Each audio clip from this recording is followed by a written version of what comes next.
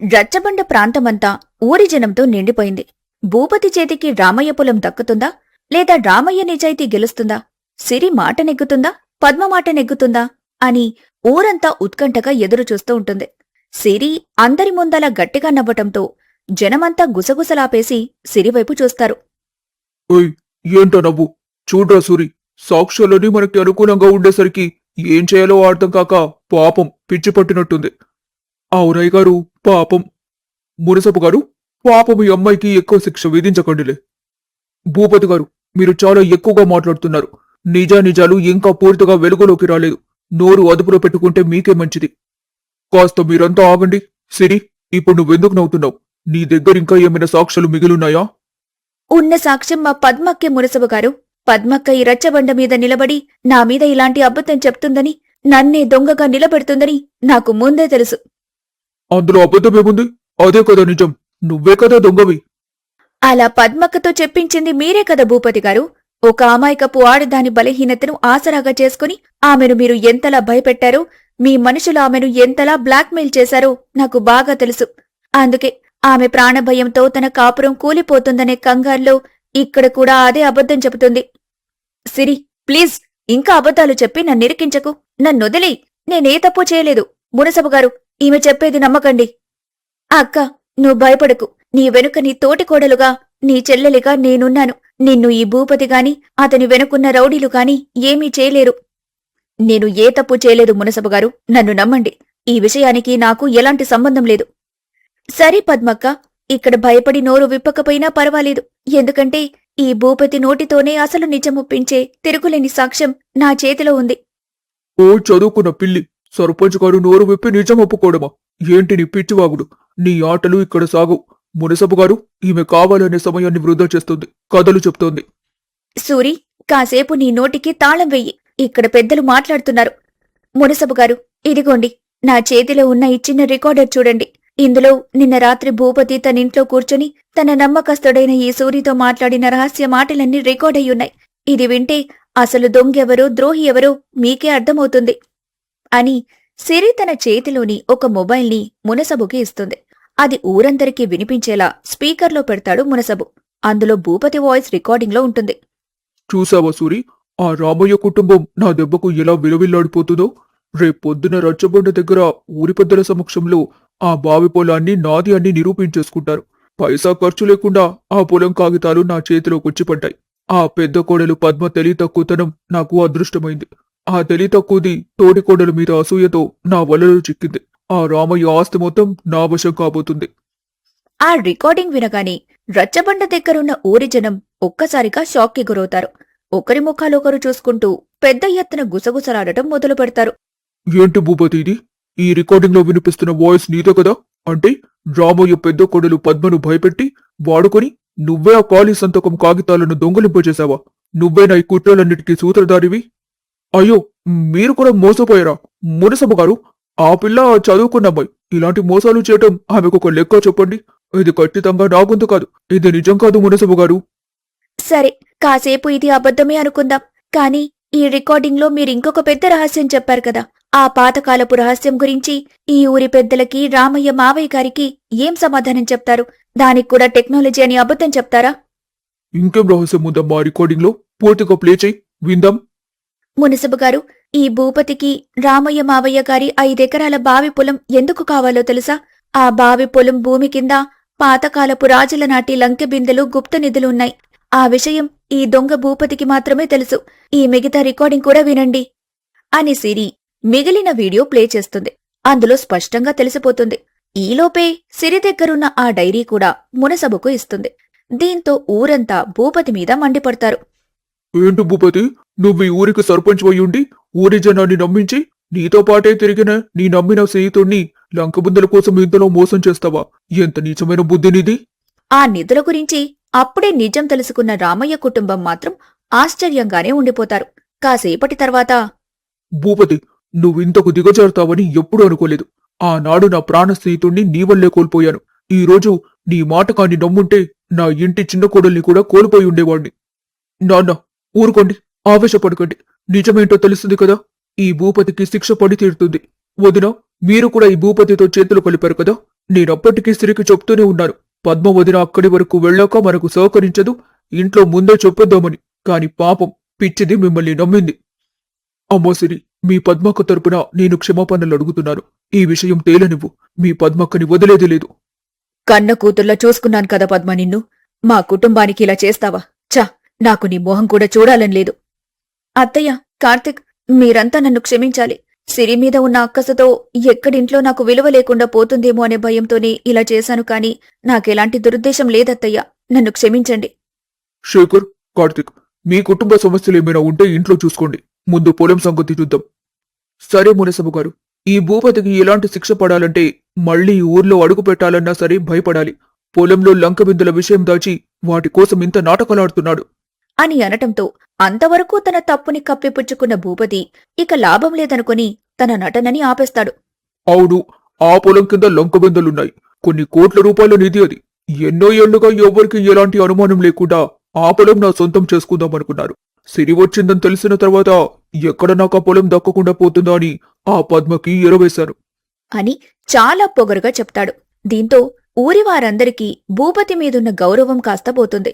అంతటితో ఆగకుండా భూపతి ఇంకా రెచ్చిపోతూనే ఉంటాడు. అసలు ఇదంతా నీ వల్లే వచ్చింది సిరి. చదువుకున్నావని పొగరా నన్నే ఊరి ముందు దొంగగా నిలబెడతావా? భూపతి, ఇక చాలు. నువ్వు మోసం చేసి ఆ పొలం కాగితాలు నీ సొంతం చేసుకున్నావని తేలిపోయింది. ఇప్పటికైనా కాగితాలు తిరగరాసి రామయ్య పేరు మీద రాసి. మీరెన్నైనా చెయ్యండి, ఏమైనా చెయ్యండి. ఇప్పుడు ఆ పొలం నా సొంతం. మీరెవరిని అడిగినా ఈ పొలం కాగితాలు నా పేరు మీదున్నాయి కాబట్టి ఇది నాకు మాత్రమే చెందుతుంది అని ఎవ్వరూ ఏమీ మాట్లాడలేకపోతారు. మునసబు కూడా ఏమీ చేయలేక రామయ్యతో, రామయ్య, ఆ భూపతి చెప్పేది కూడా నిజమే. కాగితాలు తిరగరాస్తే తప్ప అది నీదని చట్ట ప్రకారం రుజువు కాదు. అయితే ఇప్పుడు మనం ఏం చేయలేమా? అయినా అతను చేసింది మోసం కదా. అవును బాబు, కానీ చాలా తెలివిగా వ్యవహరించి తన పేరు మీదకి మార్చేసుకున్నాడు. మునసబు గారు, మీరే ఏదో ఒకటి చేయాలి. నేనేం చేయలేని పరిస్థితిలో ఉన్నాను కార్తిక్ బాబు. భూపతి, ఇది చాలా అన్యాయం. న్యాయంగా సంపాదించుకున్న ఆస్తి అయితే ఇంత రచ్చ ఉండేది కాదు.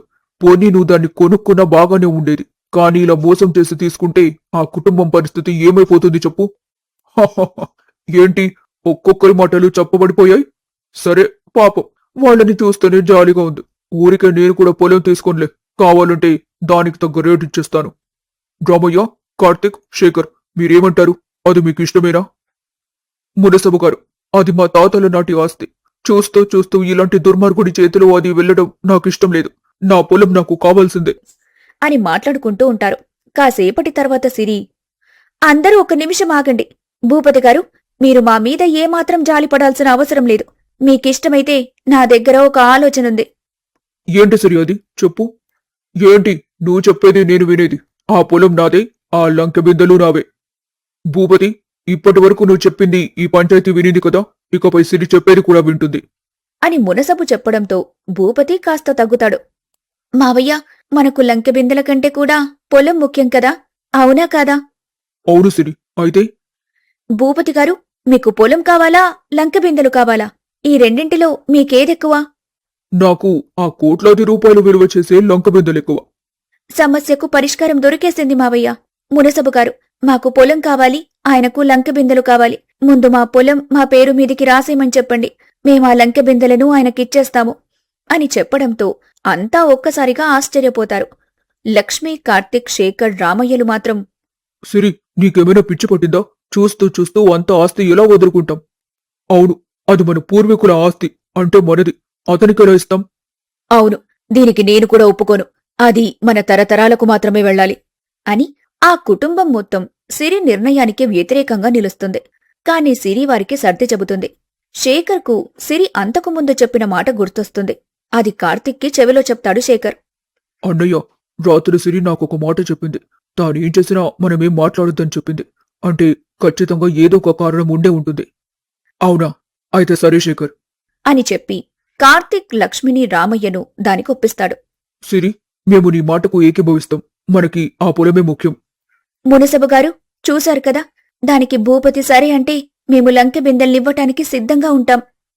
చూడవయ్య భూపతి, ఆ కుటుంబానికి నువ్వు అన్యాయం చేసినా పోలీసుల వరకు వెళ్తానని చెప్పకుండా లంక బిందెలు ఇచ్చేస్తామని అంటున్నారు. ఓసారి ఆలోచించు అని చెప్పడంతో భూపతి ఆలోచనలో పడతాడు. పక్కనే ఉన్న సూరి, అయ్యగారు ఇదేదో బాగానే ఉంది. ముష్టి 3 ఎకరాలు మనం ఏం చేసుకుంటాం? ముందు ఆ లంక బిందెలిచ్చోమని చెప్పండి.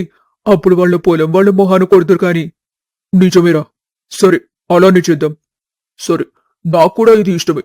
కానీ ఇప్పుడే మనం ఆ పొలం దగ్గరికి వెళ్ళాలి. మీ అందరి ముందే అక్కడ తవ్వి ఆ లంక బిందెలు నా చేతికిస్తేనే పొలం రాసిస్తాను. ఏమ్మా శ్రీ, మీ కుటుంబానికి ఇది సమ్మతమేనా? సరే, ఆయన అంతగా అడుగుతున్నారు కదా సరే, వెంటనే అందరూ పొలానికి పదండి. అని అంటాడు మునసబు. దీంతో అందరూ పొలానికి వెళ్తారు. అక్కడ తవ్వి లంకె బిందెల్ని తీసి భూపతికి ఇస్తారు. ఊరంతా కూడా వాటిని చాలా ఆశ్చర్యంగా చూస్తారు. కాని రామయ్య మీద మాత్రం జాలి చూపిస్తారు. భూపతి మాత్రం, అబ్బా! ఒరే సూరి, చూడరా, ఈ లంక బిందెలు ఎలా మెరిసిపోతున్నాయో, ఎన్ని కోట్లు విలువ చేస్తాయో. 3 తరాలు తిని కూర్చున్నా తరగని ఆస్తురా ఇది. అవునాయ్ గారు, నా జీవితంలో మొదటిసారి నేను దీన్ని చూస్తున్నాను. అని నోరు వెళ్లబెట్టుకుని చూస్తూ ఉంటాడు. చూసావు కదా భూపతి, వాళ్ల మాట వాళ్ళు నిలబెట్టుకున్నారు. ఇప్పటికైనా వాళ్ల పొలం వాళ్ల పేరు మీద రాసుపు. సరే సరే, నాకు కావాల్సింది నాకు వచ్చినప్పుడు ఈ ముష్టి కాగితాలు నాకెందుకు? ఇదిగో తీసుకోండి అని ఆ కాగితాలను విసిరేస్తాడు. కార్తిక్కి శేఖర్కి భూపతి మీద కోపం రగిలిపోతూ ఉంటుంది. ఏ భూపతి, నీకసలు కొంచెం కూడా అవమానంగా లేదా? ఇలా చేస్తున్నావు? అవమానమా? దేనికి? ఆస్తి నా చేతికొచ్చాక దేంతోనూ నాకు సంబంధం లేదు. చూడు భూపతి, ఇకపై రామయ్య కుటుంబానికి నువ్వెలాంటి అన్యాయం చేయాలని చూసినా సహించేది లేదు. అలాగే ఇకపై నువ్వు ఈ ఊరిలో ఉండటానికి వీల్లేదు. వెళ్ళెళ్ళవయ్యా, పెద్ద చెప్పొచ్చావు. ఇంత ఆస్తొచ్చాక బోడి ఈ ఊర్లో ఎవరుంటారు? అని లంకె బిందెల్ని తీసుకుని అక్కడ్నుంచి వెళ్ళిపోతాడు. ఇక రామయ్య కుటుంబంతో ఆ మునసబు, చూడు రామయ్య, నీకు జరిగింది అన్యాయమే, నేను ఒప్పుకుంటాను. కాని మూర్ఖులతో వాదించే కంటే నువ్వు అత్యంత విలువైందిగా భావించే నీ పొలాన్ని దక్కించుకోవడం మంచిదే కదా. అంతే మునసబు గారు, గుడ్డి కంటే మెల్ల నయమని ఇందుకే అంటారేమో. నువ్వలా బాధపడుకు రామయ్య, వాడికి ఏదో ఒక రోజు బుద్ధొస్తుంది. కార్తిక్, శేఖర్, మీ నాన్నను ఇంటికి తీసుకుని వెళ్ళండి అని అంటాడు. అలానే ఊరి జనం కూడా రామయ్యకు 4 నీతి మాటలు చెప్పి ఎవరి ఇళ్లకు వాళ్లు వెళ్ళిపోతారు. ఇక రామయ్య కుటుంబం కూడా ఇంటికి తిరిగొచ్చేస్తారు. ఇంటికి వెళ్ళగానే లక్ష్మి ఏడుస్తూ ఉంటుంది. అత్తయ్య, మీరు బాధపడకండి. ఇప్పుడేం జరిగిందని అంతా మన మంచికే. ఇందులో మంచేముంది సిరి. ఊర్లో గొప్పగా బతికిన కుటుంబం మనది. ఇప్పుడు ఊర్లో వాళ్లంతా మనల్ని చూసి జాలిపడే స్థితికొచ్చేశాం అసలంతా ఈ పద్మ వల్లనే వచ్చింది. ముందు ఆమెను ఇంట్లోంచి గెంటేస్తే కాని మనకు మనశ్శాంతి ఉండదు అని కార్తిక్ కోపంగా పద్మ దగ్గరికి వెళ్తుండగా సిరి అడ్డుగా నిల్చుంటుంది. బావగారు, ఆగండి. అక్క చేసింది తప్పే. ఏదో తెలియక ఆ భూపతి మాటలు నమ్మి మోసపోయింది. వదిలేయండి. నువ్వు అడ్డు రాకు సిరి, దీనికి తగిన శిక్ష పడాల్సిందే. అవును సిరి, నువ్వు కార్తిక్ని ఆపకు. కార్తిక్, ప్లీజ్ నా మాట వినండి. ఇకపై నేను ఎలాంటి తప్పు చేయను. మీరేం చెప్తే అదే వింటాను పెద్ద కొడలని పెత్తనమిచ్చినందుకు బాగానే చేశావు. ఇంక నీ మీద మాకు నమ్మకం లేదు అని అనటంతో పద్మ అందరి ముందు మోకాళ్ల మీద కూర్చుని ఏడుస్తూ, దయచేసి నన్ను క్షమించండి. సిరి మీద అసూయతో మాత్రమే నేనీ పని చేయాల్సొచ్చింది. కాని ఇందులో నాకు ఎలాంటి దురుద్దేశం లేదు. ఇక నుంచి నేను ఎలాంటి తప్పు చెయ్యను. పాపమత్తయ్య, పద్మక్క, మావయ్య గారు, నాకోసం అక్కను క్షమించండి. ఎవరు క్షమించినా సరే నేను మాత్రం క్షమించను. రేయ్ కార్తిక్, సరే, తన తప్పు తెలుసుకుంది కదా, వదిలే. ఏంటండి మీరు కూడా సిరికి వంత పాడతారు? అసలు పద్మ ఇలాంటి తప్పు చేయకపోతే ఈ రోజు మనకి స్థితి వచ్చేదా చెప్పండి? అయిపోయింది కదా. తన తప్పు తెలుసుకున్న వాళ్లకు మరొక అవకాశం ఇవ్వకపోతే ఇంకా మనుషులుగా మనం బతుకుండి ఏం సాధిస్తాం చెప్పు అని రామయ్య అనటంతో కార్తిక్, లక్ష్మి కాస్త తగ్గుతారు. కాసేపటి తర్వాత, అలాగే సిరి నాన్న చెప్తున్నారు కాబట్టి నువ్వు ఇంట్లో ఉండటానికి ఒప్పుకుంటున్నాం. అవును, కాని మరోసారి తప్పు చేశావంటే మాత్రం క్షమించేదే లేదు పద్మ అని గట్టిగా చెప్తారు ఇద్దరు. దీంతో వెంటనే పద్మ వాళ్ల కాళ్లమీద పడి, మీమీదొట్టత్తయ్యా, నేను నా జీవితంలో ఎప్పటికీ ఇంకోసారి ఇలాంటి తప్పు చేయను అని అంటుంది. పద్మ విషయం పక్కన పెట్టినా సరే ఇంట్లో అంతా ఏదో కోల్పోయినట్టు దిగాలుగానే ఉంటారు. ఆ రాత్రి ఎవ్వరూ సరిగ్గా నిద్రపోరు. ఆ మరుసటి రోజు ఉదయాన్నే, రేయ్ రామయ్య, బయటకు రారా, ఎంత మోసం, ఎంత మోసం అని కేకలు పెడుతూ ఇంటికొస్తాడు. దీంతో అప్పుడే మేలుకున్న రామయ్య కుటుంబ సభ్యులంతా బయటికొస్తారు. ఏయ్ భూపతి, మా ఇంటి గుమ్మం తొక్కడానికి ఎంత ధైర్యం? ఇప్పటి వరకు చేసింది సరిపోలేదా? మళ్ళీ మమ్మల్ని మోసం చేయడానికి వచ్చావా? ఏంటి ఏంటి నేను మోసం చేశానా? నీ కుటుంబమంతా కలిసి నన్ను పిచ్చివాణ్ణి చేశారు. మా మీద నిందలు వేయకుండా విషయమేంటో చెప్పు. చేసిందంతా చేసి నా మీదే అరుస్తున్నారా? నన్ను మోసం చేసి నకిలీ లంక బిందలిస్తారా? అని అనగానే అంతా ఆశ్చర్యంగా ఒకరి మొహాలొకరు చూసుకుంటారు. నకిలీ బిందెలేంటి? నీ కళ్ళ ముందే కదా తవ్వి నీ చేతికిచ్చింది. లేదు, ఇవి నకిలీ బిందెలు. మీరే ఏదో చేసుంటారు. ఏయ్, నీకేమైనా పిచ్చి పట్టిందా? ఊరుకుంటుంటే చాలా ఎక్కువ చేస్తున్నావు. నువ్వడిగింది నీ కళ్ళ ముందే తీసిచ్చాం. అవి నకిలీవని మాకు మాత్రం ఏమైనా తెలుసా ఏంటి? వాటితో మాకెలాంటి సంబంధం లేదు. అని కాస్త గట్టిగా చెప్తాడు శేఖర్. ఇది కాస్త మళ్ళీ పంచాయతీ వరకు వెళ్తుంది. దీంతో మునసబు, చూడు భూపతి, అన్యాయంగా నువ్వు వాళ్ల పొలాన్ని లాక్కోవాలని చూసినా నీకు కావాల్సింది ఇచ్చారు కదా. ఇప్పుడొచ్చి నకిలీవని గోల చేస్తే వాళ్లు మాత్రం ఏం చేస్తారు? లేదు, ఈ సిరినే ఏదో చేసుంటుంది. నన్ను మోసం చేసి నాకు నకిలీవి అంటగట్టారు. మోసం చేయడంలో నీకున్న తెలివితేటలు నాకు లేవు భూపతి అని అంటాడు రామయ్య. అలా ఇద్దరి మధ్య మాటామాట పెరుగుతుంది. భూపతి, ఇక చాలు. ఇప్పటి వరకు నువ్వేం చేసినా ఊరుకున్నాం. నువ్వడిగింది వాళ్ళిచ్చారు. అది నకిలీదైతే ఎవ్వరూ ఏమీ చేయరు. ఇంకా ఎక్కువ మాట్లాడితే ఈసారి విషయం పోలీసుల వరకు వెళ్తుంది అని కాస్త గట్టిగా చెప్పడంతో భూపతి ఏమీ చేయలేక రే రామయ్య, నన్నే మోసం చేస్తావా? చెప్తాను నీ సంగతి అని అక్కడ్నుంచి వెళ్ళిపోతాడు. ఇక రామయ్య కుటుంబం కూడా ఇంటికి తిరిగి వస్తుంది. పోనీలే, ఇక బాధపడాల్సిన అవసరం లేదు. ఎలాగూ అవి నకిలీవని తెలిసాయి కదా. నిజమే లక్ష్మి.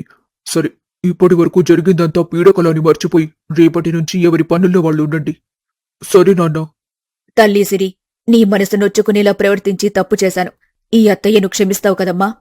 చాచా, అవేం మాటలత్తయ్యా, నేనేమనుకోలేదు. మీరు బాధపడకండి. నువ్వు ఈ ఇంటికి నిజంగానే మహాలక్ష్మి తల్లి. మీ నాన్నగారికి నేనెప్పటికీ రుణపడి ఉంటాను. భలేవారే మావయ్య. సరే, మీ అందరికీ ఇప్పుడు నేనొక విషయం చెప్పాలి. నిజానికి ఈపాటికే చెప్పుండాల్సింది, కాని కుదర్లేదు. ఏంటి సిరి? దేని గురించది? ఇప్పుడే సమస్య నుంచి బయటపడ్డాం. మళ్ళీ కొత్త సమస్యనా ఏంటి? కాదు, ఇదందరికీ సంతోషం కలిగించే వార్త.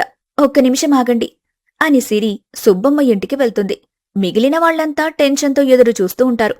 కాసేపటి తర్వాత సిరి సుబ్బమ్మను తీసుకుని చేతిలో 4 బిందెలను తీసుకుని వస్తుంది. సుబ్బమ్మ పిన్ని, దా, ఇది అత్తయ్యకు శేఖర్ వాళ్లకు ఇచ్చేసేయ్ అని అంటుంది. అంతా వాటిని ఆశ్చర్యంగా చూస్తుంటారు. సిరి, ఇవి ఇవి అవేనా? అవునత్తయ్యా, అవే అసలైన లంక బిందెలు, మన పొలంలో ఉన్న బిందెలు. ఇవి నీకెక్కడివి తల్లి? అసలేం జరిగింది? భూపతి గురించి తెలిసిందే కదా మావయ్య. పంచాయతీలో భూపతి మన పొలం మనకివ్వకపోతే కనీసం లంకె బిందెలైనా మన సొంతం చేసుకోవాలనే ఆలోచనొచ్చింది. అందుకే సుబ్బమ్మ పిన్నిని నిన్న ఉదయాన్నే అటు పంపించి పని కానిచ్చాను. ఊరంతా ఎలాగూ పంచాయతీ దగ్గరే ఉంది కాబట్టి ఎవ్వరికీ అనుమానం రాలేదు. అవునన్నయ్య, నీ కోడలు భలే తెలివైంది. మోసం చేసిన వాణ్ణే బురిడి కొట్టించి ఆస్తిని కాపాడింది. ఈ రోజుల్లో మోసం చేసేవాడికంటే మోసపోయేవాడిదే తప్పవుతుంది మావయ్య. అందుకే ఆఖరి నిమిషం వరకు నా తెలివిని ఉపయోగిస్తూనే ఉన్నాను. ఎత్తుకు పై ఎత్తు వేస్తూనే ఉన్నాను. సుభాష్ సిరి, ఇప్పటి వరకు నీపైన మాకు అభిమానం, గౌరవం ఇంకా 2 పెరిగాయి. అబ్బో, నా పెళ్ళం తెలివైందని తెలుసు కాని ఇంత తెలివైందని ఇప్పుడే తెలిసింది అని శేఖర్ కూడా అంటాడు. అలా అందరూ సిరిని పొగుడుతూ ఉంటారు. సిరి, నువ్వు నిజంగా మా ఇంటికి లక్ష్మీదేవివే. అటు పొలం మన చేతికొచ్చింది, ఇటు ఈ లంకె బిందెలు మన చేతికొచ్చాయి. మనం ఏదీ పోగొట్టుకోలేదు. అవునమ్మా, నిజంగా నా సంతోషానికి అవధుల్లేవు. నాకు కూడా అలానే అనిపిస్తుంది. సిరి తల్లి, ఇందులో సగం వాటా నా స్నేహితుడు రఘుపతిరావు కూడా చెందుతుంది. అయ్యో మావయ్య, ఇది మీది, నాన్నగారికెందుకు? లేదు లేదు, అసలు ముందే నువ్వు రఘు కూతురువని నాకు తెలుసుంటే ఎదురు కట్నం ఇచ్చి మరీ నా ఇంటికి నిన్ను తీసుకొనొచ్చేవాణ్ణి. ఆ రోజు నేను చేసిన తప్పుకు ప్రాయశ్చిత్తమనుకో. మీ నాన్న నా కోసం పెట్టిన పెట్టుబడికి రుణం తీర్చుకోవాల్సిందే. అవును సిరి, నాన్న చెప్పింది నిజమే. తీసుకుని వెళ్ళి మీ నాన్నగారికివ్వు. సరే శేఖర్, మీరంతగా చెప్తున్నారు కాబట్టి అలాగే చేస్తాను. ఇకపై నువ్వు మా ఇంటికొచ్చిన కొత్త కోడలివి కాదు, మా కుటుంబాన్ని నడిపించే ఈ ఇంటి దేవతవి. ఇకపై నువ్వు ఎలా చెప్తే అలానే. అత్తయ్య, ఈ ఇంట్లో మీరు, పద్మక్క, తర్వాతే నేను, మనమంతా కలిసుంటే ఎలాంటి సమస్యనైనా సులభంగా పరిష్కరించుకోవచ్చు అని చెబుతుంది. అలా రామయ్య కుటుంబంలోకొచ్చిన కొత్త కోడలు సిరి ఆ ఇంటి పరువు ప్రతిష్టలతో పాటు ఆస్తిపాస్తులను కూడా కాపాడింది. కోట్లు సంపాదించే ఆస్తుల కంటే ఒకరిపై ఒకరికుండే ప్రేమానురాగాలు, నమ్మకం, ఒకరి తప్పును మరొకరు క్షమించే పెద్ద మనసే కుటుంబానికి నిజమైన గుప్తనిధులు. సిరి ధైర్యం, తెలివితో కూడిన ప్లాన్పై మీ అభిప్రాయాన్ని కింద కామెంట్ రూపంలో మాకు తెలియచేయండి. మీ ఫ్రెండ్స్ అండ్ ఫ్యామిలీ గ్రూప్స్కి ఈ వీడియోని తప్పకుండా షేర్ చేయండి. మరిన్ని ఆసక్తికరమైన, ఎమోషనల్ అండ్ సామాజిక విలువలతో కూడిన సరికొత్త కథల కోసం మన ఛానల్ని ఇప్పుడే సబ్స్క్రైబ్ చేసుకోండి. అలాగే పక్కనే ఉన్న బెల్ ఐకాన్ క్లిక్ చేయడం అస్సలు మర్చిపోకండి. అంతవరకు సెలవు. ధన్యవాదాలు.